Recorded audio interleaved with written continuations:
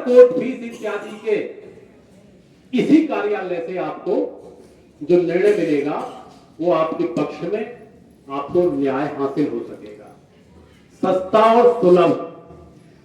दूसरा ऐसा है, यदि कोई भी पीड़ा ऐसी किसी की हो जो पीड़ित हो, चाहे किसी भी रूप में, कोई भी कुव्यवस्था में, अपने गांव की, परिवार की, गली की, कूचों की, मोहल्ले की, कहीं की भी, जिससे परोक्ष अपरोक्ष रूप से आपका समाज का कहीं हित सिद्ध हो रहा हो और उसके लिए मुकदमा लाया नहीं जा सकता हो, शिकायत पे कोई कार्रवाई हो नहीं रही हो। कुछ लोग स्थिति ऐसी आती है ना कि हम तो बार बार शिकायत करते हैं, कुछ होता ही नहीं है साहब। तो वो व्यक्ति एक प्रार्थना पत्र इसी कार्यालय में, जिला विधिक सेवा प्राधिकरण में दे, सचिव के नाम से कि अमुक अमुक ये समस्या है, तो वो यह कार्यालय जुडिशियल पावर्स का क्रिएशन करते हुए, उसका अधिकार का प्रयोग करते हुए संबंधित विभाग के अधिकारी को निर्देशित करेगा। ये आपको नया विषय। इसी क्रम में, क्योंकि समय भी काफी होता चला जा रहा है, तो मैं विनम्र अनुग्रह अपने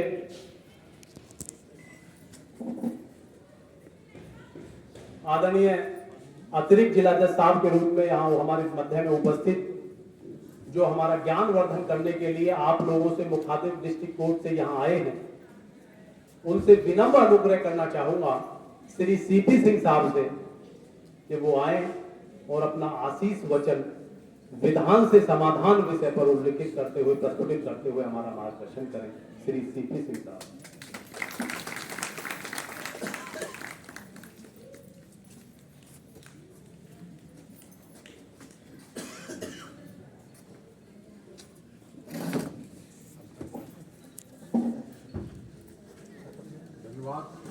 संचालक महोदय,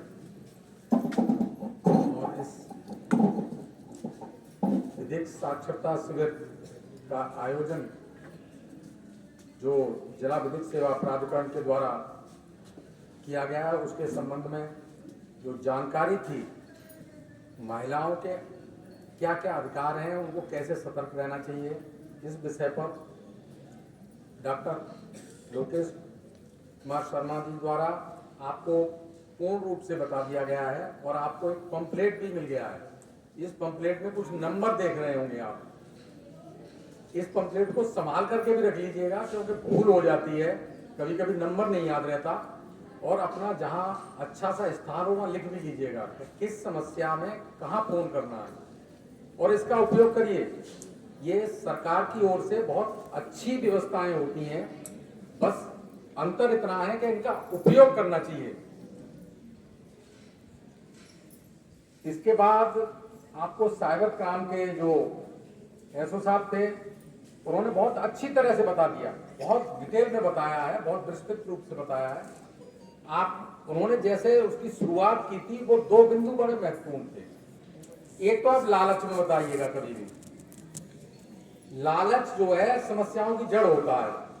जहां लालच में कोई भी व्यक्ति आया, वो किसी किसी समस्या में फंस जाएगा।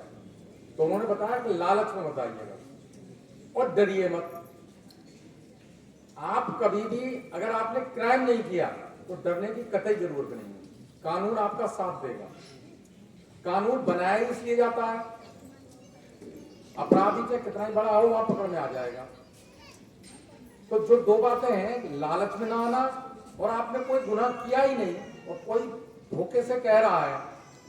अगर साइबर अरेस्ट में भी अगर आपके लड़के के संदर्भ में, पति के संदर्भ में या किसी रिश्तेदार के संदर्भ में आपसे कही जा रही है बातें, तो आप समझ रही हैं कि मेरा लड़का ऐसा नहीं है, तो उनकी लड़के से बात कराओ।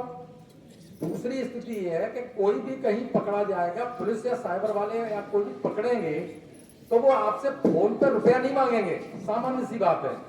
तो आप ये अंदाज लगा लीजिएगा कि ये पैसे हमसे रिश्वत के नाम पर कैसे डलवा रहा है, तो वहीं सतर्क हो जाइएगा।